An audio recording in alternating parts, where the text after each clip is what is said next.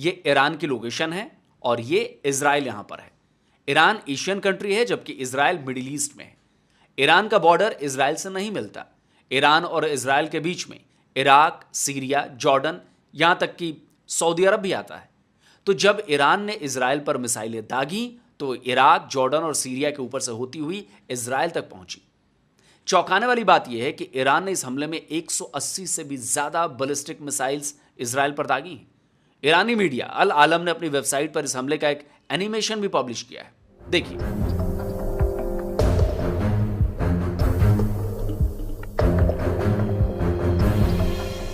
इससे पहले भी ईरान ने 170 ड्रोन्स, 30 से अधिक क्रूज मिसाइलें और 120 से ज्यादा बैलिस्टिक मिसाइल्स इजराइल के खिलाफ लॉन्च की थी।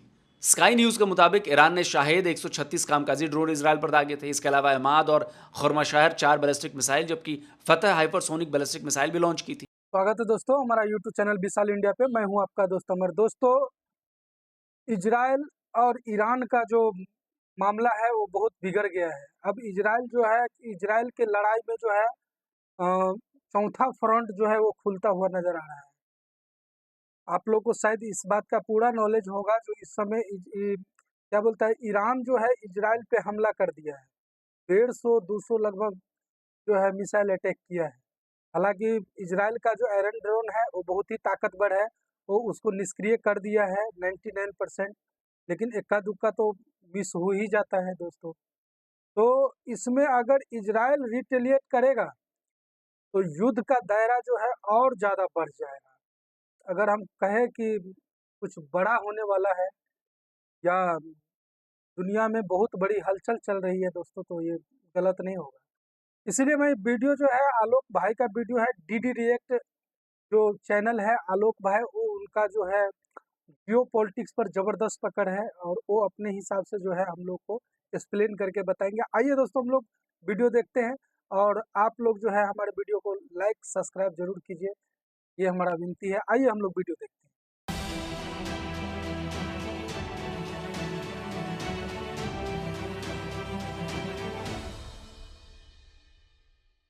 इस वीडियो में बताई गई सारी जानकारी पब्लिक प्लेटफॉर्म पर उपलब्ध है। इसमें ऐसी कोई जानकारी नहीं दी गई है जिससे हमारे सुरक्षा बलों की गोपनीयता भंग होती है। डिफेंस डिटेक्टिव सेना का सम्मान करता है और उन्हीं जानकारियों के आधार पर काम करता है जो सार्वजनिक रूप से मौजूद।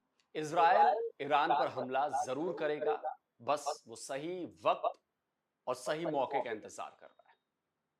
इजराइल ईरान से बदला लेगा और जरूर लेगा, भले ही फिर उसके जवाबी हमले के नतीजे में किसी बड़ी लड़ाई की ही बात क्यों ना हो जाए, ये लड़ाई बड़ी लड़ाई में क्यों ना बदल जाए। और यकीन मानिए कि ये लड़ाई इजराइल को नुकसान तो पहुंचाएगी ही, लेकिन ईरान की तस्वीर बदल जाएगी। नमस्कार दोस्तों, डिफेंस डिटेक्टिव के एक और नए एपिसोड में आप सभी का स्वागत है। मैं हूं आलोक। दोस्तों, आखिरकार ईरान ने इजराइल पर हमला कर ही दिया। ईरान अपने हमले को चीफ, जो हिजबुल्लाह का जो चीफ था नसरल्लाह, उसकी मौत का बदला बता रहा है। जो ये मिसाइल अटैक उसने किए हैं, 200 के करीब जो मिसाइलें इसने मारी।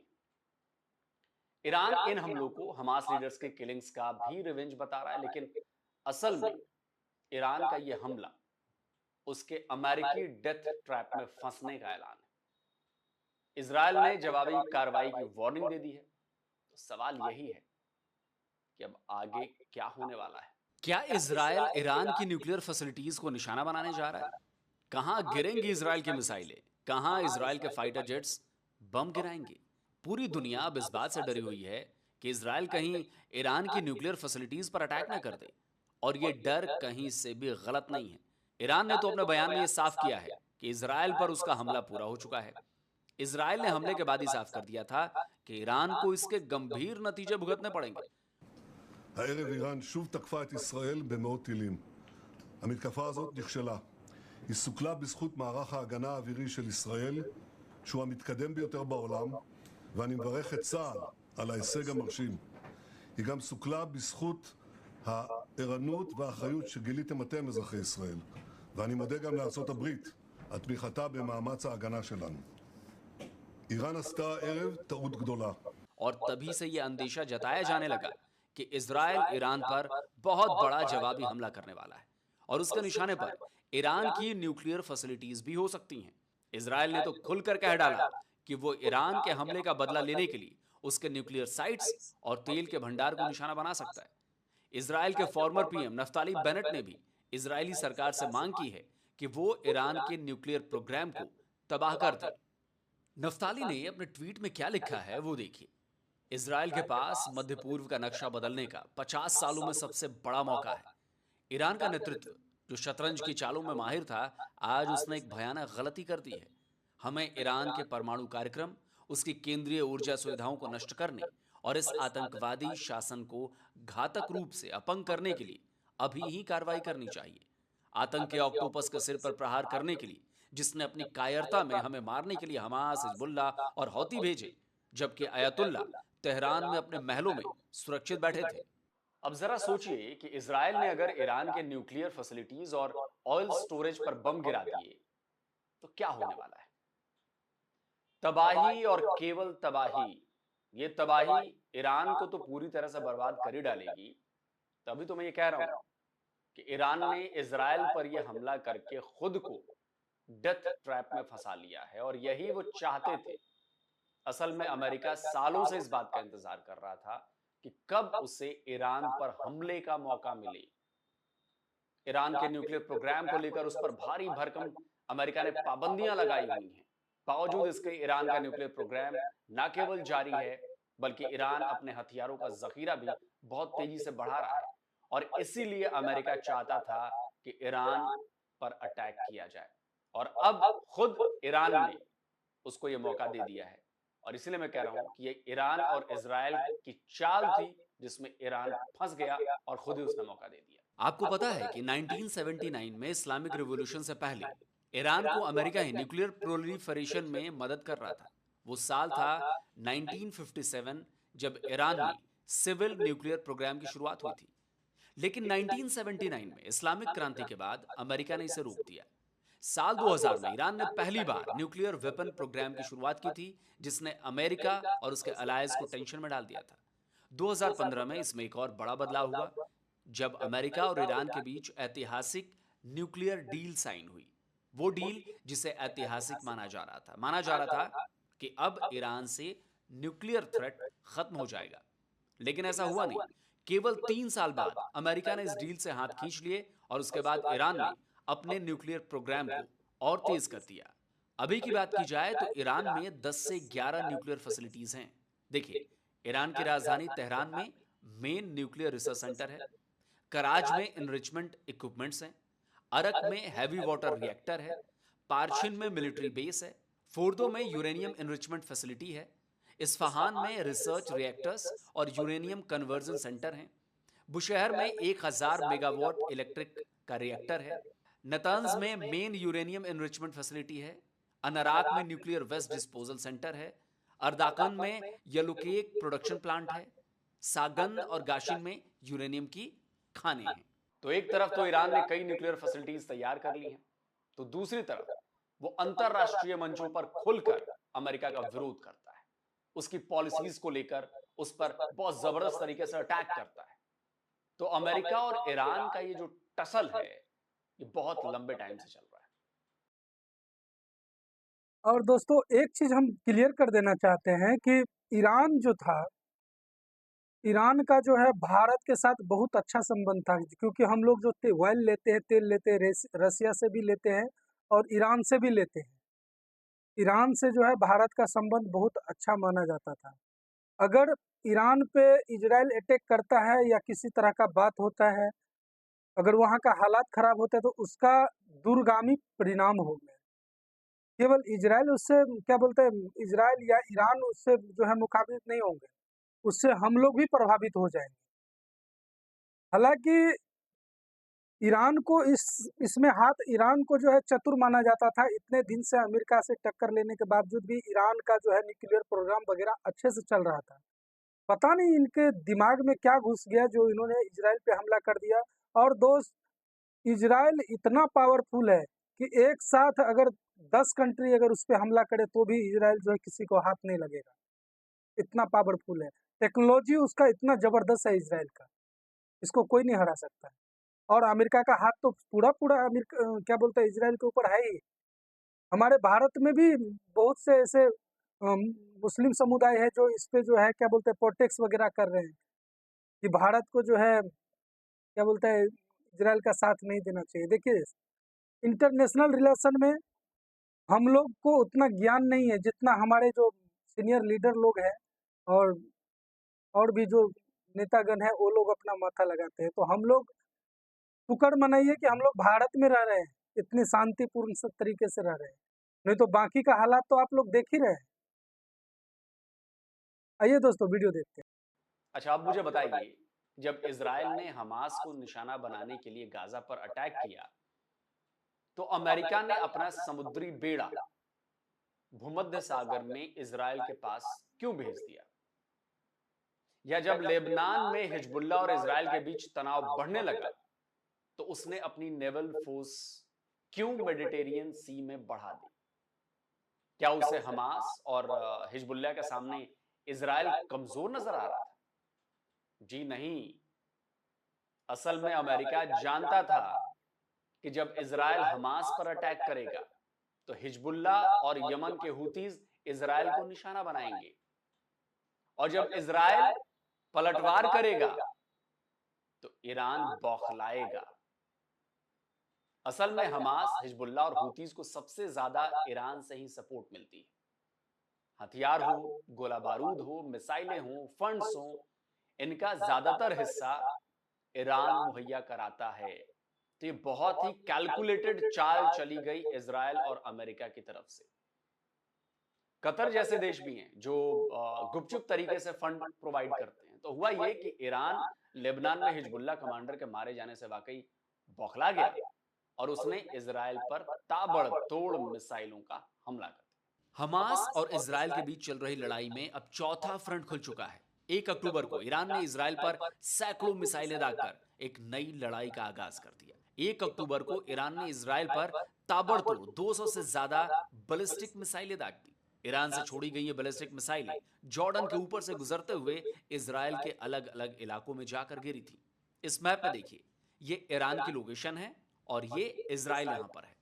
ईरान एशियन कंट्री है जबकि इजराइल मिडिल ईस्ट में है। ईरान का बॉर्डर इजराइल से नहीं मिलता। ईरान और इजराइल के बीच में इराक, सीरिया, जॉर्डन, यहां तक कि सऊदी अरब भी आता है। तो जब ईरान ने इजराइल पर मिसाइलें दागी तो इराक, जॉर्डन और सीरिया के ऊपर से होती हुई इजराइल तक पहुंची। चौंकाने वाली बात यह है कि ईरान ने इस हमले में 180 से भी ज्यादा बैलिस्टिक मिसाइल्स इजराइल पर दागी। ईरानी मीडिया अल आलम ने अपनी वेबसाइट पर इस हमले का एक एनिमेशन भी पब्लिश किया है, देखिए।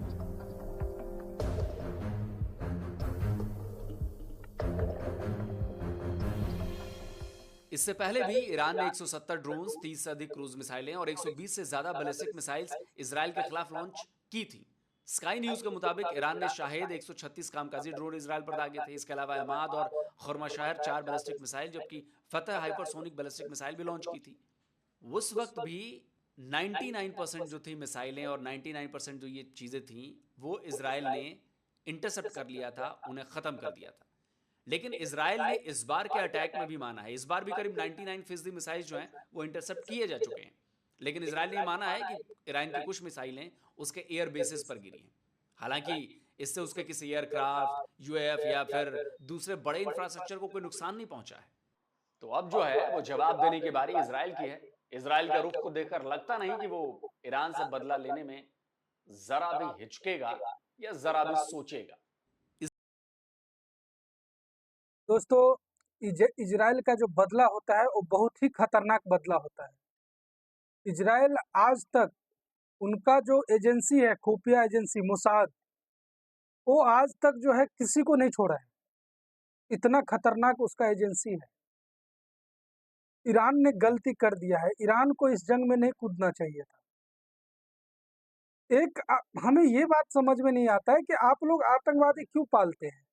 दोस्तों एक चीज और मैं क्लियर कर दूं कि इजरायली सेना के सामने, इजराइल का जो सैनिक है उसके सामने ईरान कहीं नहीं मतलब टिकता है। क्यों नहीं टिकता है उसका मैं रीजन बताता हूँ। ईरान के पास जो है एयरफोर्स नहीं है, इजराइल के पास एयरफोर्स है। इजराइल जब चाहे, जहां चाहे, जैसे चाहे वो उसके ऊपर बमबारी कर सकता है, उनके टेरिटरी में जाकर कर सकता है, उनके आसमान में जाकर कर सकता है, लेकिन ये काम ईरान नहीं कर सकता। तो ईरान को चाहिए था कि अपने आप को समेट के रह जाते। और हमें ये नहीं समझ में आता है कि इजराइल के ऊपर जिस टाइम में हमास ने हमला किया था, उस टाइम में आप लोग मतलब कहाँ गए थे? ईरान के लोग कहाँ गए थे? बाकी जो हमारे देश में भी जो प्रोटेक्ट करने के लिए सड़कों पे आ जाते हैं, दिल्ली में प्रोटेक्ट हुआ, बेंगलोर में प्रोटेक्ट हुआ, वो लोग जो है पहले इजराइल ने तो नहीं हमला किया, हमला तो किया था पहले हमास ने ना। उनके नागरिक को जो है बंधक बनाया, क्या बोलते हैं, बच्चे को मार दिया, कई महिला को उठा के ले गए, कई महिला को मार दिया। उसके बाद रिटेलिएट में जो है अभी के डेट में जो है कार्रवाई कर रहा है इजराइल। तो उस समय तो आप लोग बहुत खुश हो रहे थे कि अच्छा किया। अरे आप लोग क्या कह सकते हैं? आप लोग को समझ में नहीं आता इजराइल है क्या चीज। जितने भी टेक्नोलॉजी है ना, जो 100 साल बाद आपके पास आएंगे, वो अभी के डेट में उनके पास हैं। इजराइल को आप ऐसे नहीं समझिए, बहुत पावरफुल है इजराइल। तो इसीलिए हम कहते हैं कि इजराइल का सामना जो है किसी भी कीमत पे ईरान नहीं कर सकता है। ईरान जो है जज्बाती फैसला किया है। आपने 200 ड्रोन मार ही दिया, इजराइल का क्या बिगाड़ लिया? अगर इजराइल रिटेलिएट में अगर 5 क्या बोलते हैं 5 मिसाइल अगर आपके ऊपर मार दे, तो आपको जो है कई गुना ज्यादा लॉस उठाना पड़ेगा। ईरान के मिसाइल अटैक का जवाब नहीं दिया है। उसका ध्यान अभी लेबनान में हिजबुल्ला और गाजा में हमास से लड़ने पर है। उसने गाजा में हमास के चीफ सिनवार के राइट हैंड को मारने का दावा किया है। हिजबुल्ला चीफ नसरल्ला के भाई के बाद अब उसके दामाद को भी ठिकाने लगा दिया गया है। हालांकि ग्राउंड इन्वेजन के दौरान लेबनान में उसके भी 8 सैनिकों की जान चली गई है।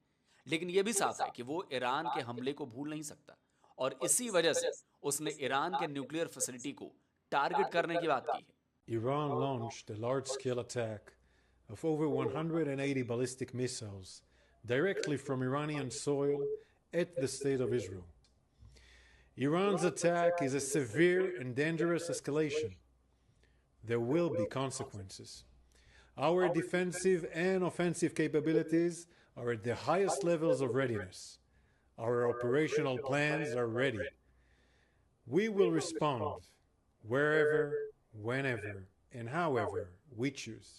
इतना ही दोस्तों, वीडियो का ये फर्स्ट पार्ट रहेगा। हम वीडियो थोड़ा लंबा हो जाएगा, हम इनका सेकंड पार्ट भी लेकर आएंगे, क्योंकि पूरा स्टोरी जो है बताना आपके लिए मतलब ज़रूरी है, ये हमारा जिम्मेदारी है। हम सेकंड पार्ट इसका ज़रूर लेके आएंगे। आलोक भाई बहुत अच्छे से एक्सप्लेन करके बता रहे हैं। लेकिन आलोक भाई ने जैसे कहा कि अभी जो है इजराइल का ध्यान ईरान के ऊपर नहीं है। जी नहीं, आलोक भाई हम एक चीज़ बताना चाहते हैं, इजराइल जो है वो क्या बोलता है, जल्दीबाजी में कोई फैसला नहीं करता। वो जब भी हमला करेगा रिटेलिएट जरूर करेगा, लेकिन पूरे तैयारी के साथ हमला करेगा। और इतना जबरदस्त उसका हमला होगा कि फिर से हमें लगता है जो 50 साल तक जो है ईरान को जो है वापसी करने में समय लग जाएगा। ऐसा हमला होगा इजराइल का।